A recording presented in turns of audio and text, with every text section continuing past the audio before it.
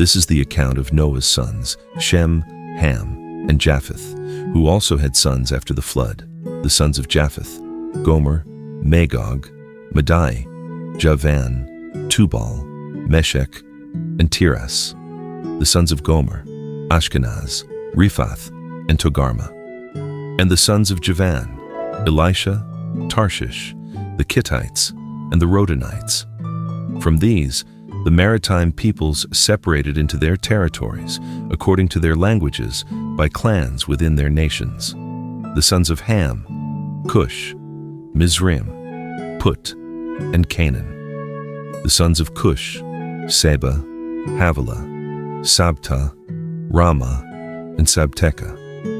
And the sons of Ramah: Sheba and Dedan. Cush was the father of Nimrod, who began to be a mighty one on the earth. He was a mighty hunter before the Lord, so it is said, like Nimrod, a mighty hunter before the Lord. His kingdom began in Babylon, Erech, Akkad, and Calneh, in the land of Shinar. From that land he went forth into Assyria, where he built Nineveh, Rehoboth-ir, Calah, and Resen, which is between Nineveh and the great city of Calah. Mizraim was the father of the Ludites, the Anamites, the Lehabites, the Naphtuhites, the Pathrusites, the Caslahites, from whom the Philistines came, and the Caphtorites. And Canaan was the father of Sidon his firstborn, and of the Hittites, the Jebusites, the Amorites, the Girgashites, the Hivites, the Archites, the Sinites, the Arvadites, the Zemarites, and the Hamathites. Later, the Canaanite clans were scattered. And the borders of Canaan extended from Sidon toward Gerar as far as Gaza, and then toward Sodom, Gomorrah, Admah, and Zeboim as far as Lasha. These are the sons of Ham according to their clans, languages, lands, and nations. And sons were also born to Shem, the older brother of Japheth. Shem was the forefather of all the sons of Eber. The sons of Shem: Elam, Asher, Arphaxad, Lud, and Aram. The sons of Aram: Uz, Hul, Gether, and Mash. Arphaxad was the father of Shelah, and Shelah was the father of Eber. 2 sons were born to Eber.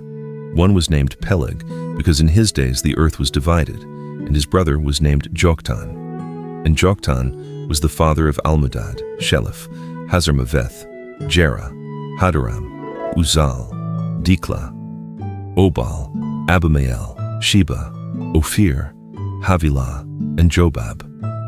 All these were sons of Joktan. Their territory extended from Mesha to Sephar in the eastern hill country. These are the sons of Shem, according to their clans, languages, lands, and nations. All these are the clans of Noah's sons, according to their generations and nations. From these, the nations of the earth spread out after the flood. Now the whole world had one language and a common form of speech. And as people journeyed eastward, they found a plain in the land of Shinar and settled there. And they said to one another, "Come, let us make bricks and bake them thoroughly." So they used brick instead of stone, and tar instead of mortar. "Come," they said, "let us build for ourselves a city with a tower that reaches to the heavens, that we may make a name for ourselves and not be scattered over the face of all the earth." Then the Lord came down to see the city and the tower that the sons of men were building. And the Lord said, "If they have begun to do this as one people speaking the same language, then nothing they devise will be beyond them. Come, let us go down and confuse their language, so that they will not understand one another's speech." So the Lord scattered them from there over the face of all the earth, and they stopped building the city. That is why it is called Babel, for there the Lord confused the language of the whole world. And from that place the Lord scattered them over the face of all the earth. This is the account of Shem. 2 years after the flood, when Shem was 100 years old, he became the father of Arphaxad. And after he had become the father of Arphaxad, Shem lived 500 years and had other sons and daughters. When Arphaxad was 35 years old, he became the father of Shelah, And after he had become the father of Shelah, Arphaxad lived 403 years and had other sons and daughters. When Shelah was 30 years old, he became the father of Eber. And after he had become the father of Eber, Shelah lived 403 years and had other sons and daughters. When Eber was 34 years old, he became the father of Peleg. And after he had become the father of Peleg, Eber lived 430 years and had other sons and daughters. When Peleg was 30 years old, he became the father of Reu. And after he had become the father of Reu, Peleg lived 209 years and had other sons and daughters. When Reu was 32 years old, he became the father of Serug. And after he had become the father of Serug, Reu lived 207 years and had other sons and daughters. When Serug was 30 years old, he became the father of Nahor. And after he had become the father of Nahor, Serug lived 200 years and had other sons and daughters. When Nahor was 29 years old, he became the father of Terah. And after he had become the father of Terah, Nahor lived 119 years and had other sons and daughters. When Terah was 70 years old, he became the father of Abram, Nahor, and Haran. This is the account of Terah. Terah became the father of Abram, Nahor, and Haran. And Haran became the father of Lot. During his father Terah's lifetime, Haran died in his native land in Ur of the Chaldeans. And Abram and Nahor took wives for themselves. Abram's wife was named Sarai, and Nahor's wife was named Milcah. She was the daughter of Haran, who was the father of both Milcah and Iscah. But Sarai was barren. She had no children. And Terah took his son Abram, his grandson, Lot son of Haran, and his daughter-in-law Sarai, the wife of Abram. And they set out from Ur of the Chaldeans for the land of Canaan. But when they arrived in Haran, they settled there. Terah lived 205 years, and he died in Haran. Then the Lord said to Abram, "Leave your country, your kindred, and your father's household, and go to the land I will show you. I will make you into a great nation, and I will bless you. I will make your name great, so that you will be a blessing. I will bless those who bless you and curse those who curse you, and all the families of the earth will be blessed through you." So Abram departed, as the Lord had directed him, and Lot went with him. Abram was 75 years old when he left Haran.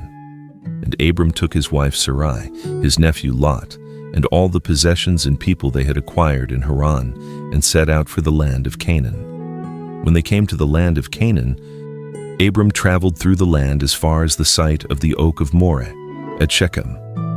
And at that time the Canaanites were in the land. Then the Lord appeared to Abram and said, "I will give this land to your offspring." So Abram built an altar there to the Lord, who had appeared to him. From there, Abram moved on to the hill country east of Bethel and pitched his tent, with Bethel to the west and Ai to the east. There he built an altar to the Lord, and he called on the name of the Lord. And Abram journeyed on toward the Negev. Now there was a famine in the land, so Abram went down to Egypt to live there for a while because the famine was severe. As he was about to enter Egypt, he said to his wife Sarai, "Look, I know that you are a beautiful woman. And when the Egyptians see you, they will say, 'This is his wife.' Then they will kill me, but will let you live. Please say you are my sister, so that I will be treated well for your sake, and on account of you, my life will be spared." So, when Abram entered Egypt, the Egyptians saw that the woman was very beautiful. When Pharaoh's officials saw Sarai, they commended her to him, and she was taken into the palace of Pharaoh. He treated Abram well on her account, and Abram acquired sheep and cattle, male and female donkeys, men servants and maidservants, and camels. The Lord, however, afflicted Pharaoh and his household with severe plagues because of Abram's wife Sarai. So Pharaoh summoned Abram and asked, "What have you done to me? Why didn't you tell me she was your wife? Why did you say, 'She is my sister,' so that I took her as my wife? Now then, here is your wife. Take her and go." Then Pharaoh gave his men orders concerning Abram, and they sent him away with his wife and all his possessions. From a scattered, prideful world, God called one man and promised to bless every family on earth through him. That promise leads straight to Jesus. Follow for more scripture.